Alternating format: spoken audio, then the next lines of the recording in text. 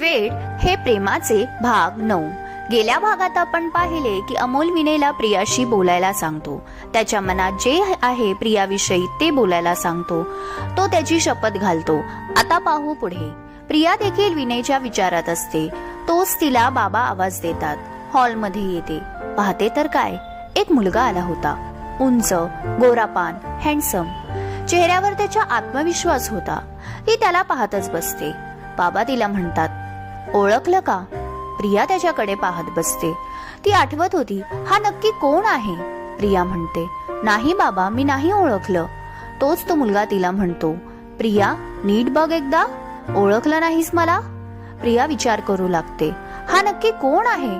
तोच पाठून एक बाई आणि एक माणसाला ती पाहते। तर त्या सुरेखा काकी आणि हेमंत काका। ते त्यांचे लहानपणी जिथे राहायचे तिथे शेजारी होते। ती त्यांना पाहून त्यांच्या पाया पडते। सुरेखा काकी, हेमंत काका कसे आहात?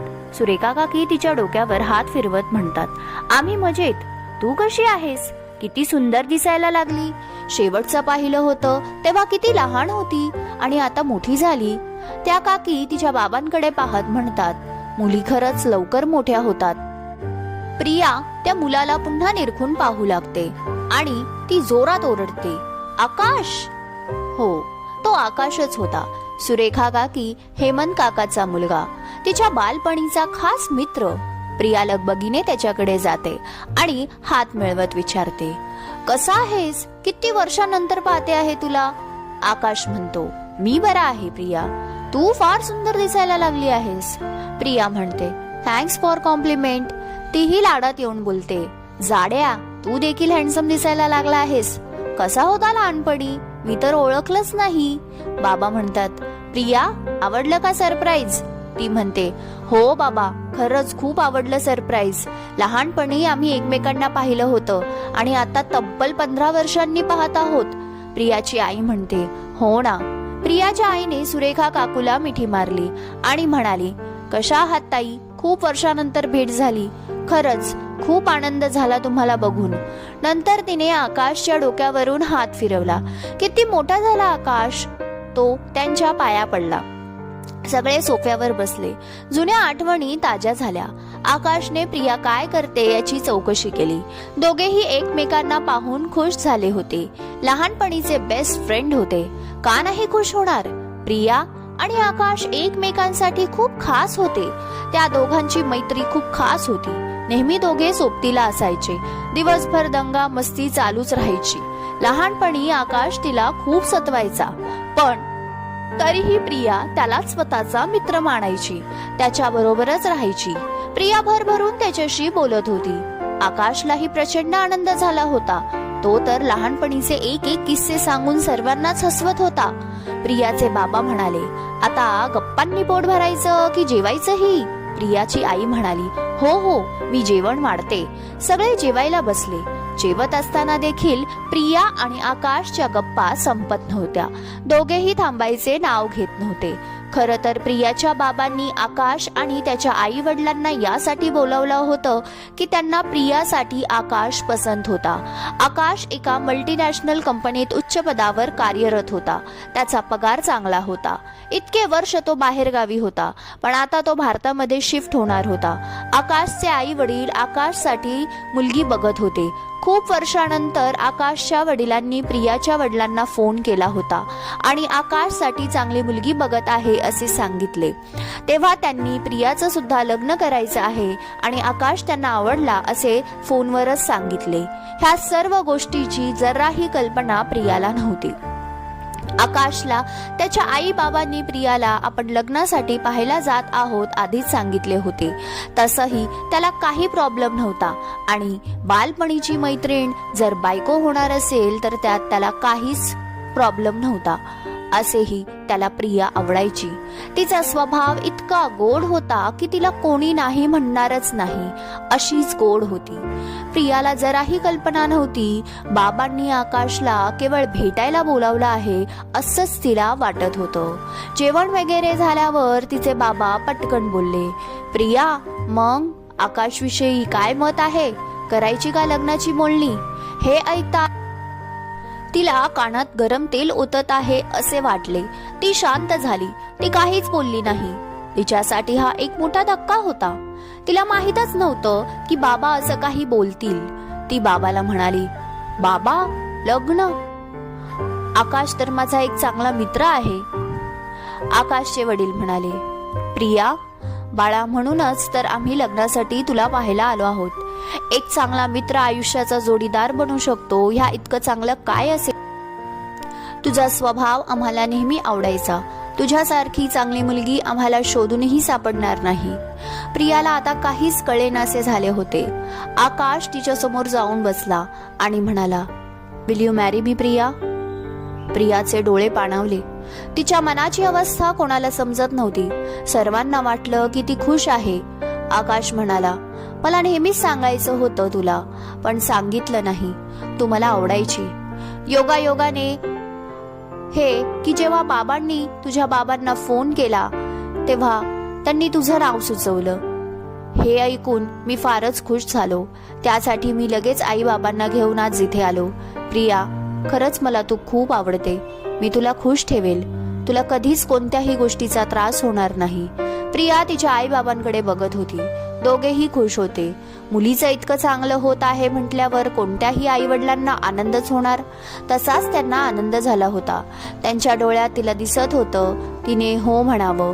प्रिया आकाशला म्हणते, आकाश, हे असं पटकन मी कसं बोलू शकते? आपण खूप वर्षांनी एकमेकांना भेटलो आहोत. थोडा वेळ तर दे. तू माझा एक चांगला मित्र आहेस, पण लग्न करण्याआधी एकमेकांचा स्वभाव जाणून घेणं महत्वाचं आहे. इतक्या वर्षांनंतर आपल्या दोघांच्या स्वभावात बदल झाला असणार, विचारांमध्ये बदल झाला असणार. आपण आधी एकमेकांना समजून घेऊया आणि मग लग्नाबद्दल विचार करूया, असं मला वाटतं. आकाश म्हणाला, प्रिया, तुला पाहिजे तितका वेळ घे. इतके वर्ष थांबलो, तसंच अजूनही थोडा वेळ थांबेल. No problem. तो पुढे बोलू लागला, प्रिया, मी या दिवसाची आतुरतेने वाट पाहत होतो. मला पूर्ण विश्वास आहे तू मला होच म्हणणार. प्रिया खरं तर रडकुंडीला आली होती, पण तिने स्वतःच्या मनावर खूप कंट्रोल केला. कधी एकदाचे आकाश आणि त्याचे आई वडील जातात तिला असं झालं होतं.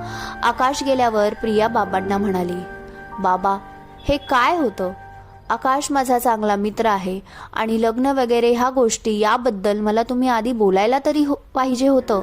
असं सरळ त्याच्या समोर लग्नाचा विषय काढला. बाबा म्हणाले, अगं प्रिया, तुझ्या चांगल्यासाठीच हे चालू आहे आणि मला माहित आहे आकाश एक चांगला मुलगा आहे.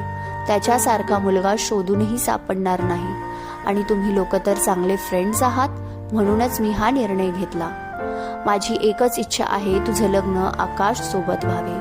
हे असं बोलल्यावर प्रिया तर चाटच पडली. बाबांची इच्छा, आकाश सोबत लग्न करावं. हे काय? हे कसलं सरप्राईज? सरप्राईज तर नव्हतं, हा तर खूप मोठा धक्का होता. आई बोलू लागली, हो प्रिया, आकाश खूप चांगला मुलगा आहे. स्वभाव चांगला आहे, निर्व्यसनी आहे आणि चांगल्या पदावर कामाला आहे. बाबा म्हणत आहेत ते बरोबर आहे. त्याच्यासारखा मुलगा शोधूनही सापडणार नाही.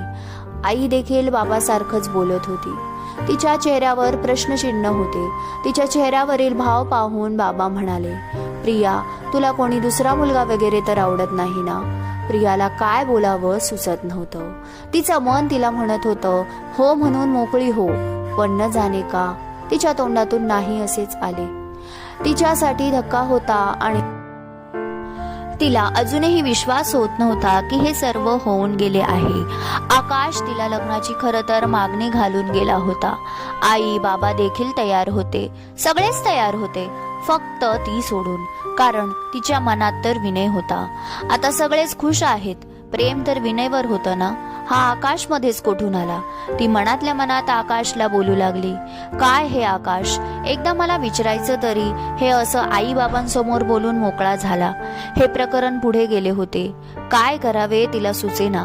बाबांनी जेव्हा तिला विचारलं तुला कोणी मुलगा आवडतो का, तेव्हा देखील ती काहीच बोलली नाही.